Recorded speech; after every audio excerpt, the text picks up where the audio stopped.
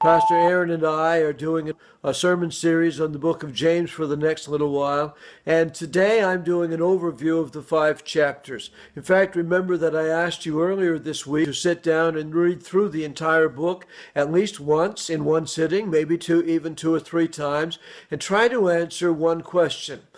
What is the one thing that God is doing or saying in or behind the scenes in this portion of Scripture? In other words, what theme runs throughout the entire book of James? He starts the book with a very puzzling statement, a paradoxical statement in chapter 1, verse number 2, when he says, "Count it all joy, my brothers, when you meet trials of various kinds."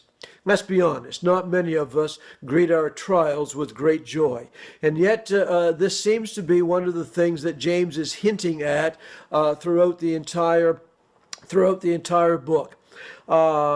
He talks about several themes in the book. He talks about trials. He talks about wisdom. He talks about rich people and poor people and how we treat both of those categories.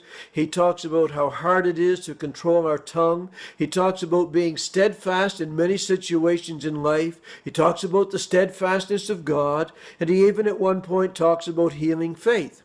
All of these things are important, and some of them are more important, but the one thing that seems to run through the entire book for me is verses 2, 3, and 4 of chapter 1.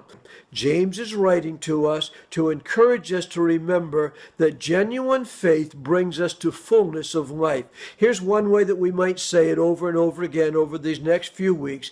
Genuine faith transforms your life. Genuine faith utterly transforms your life. I hope this helps you today. God bless you in your walk with God. I pray that it is transforming for you. You will find His joy in the middle of your trials.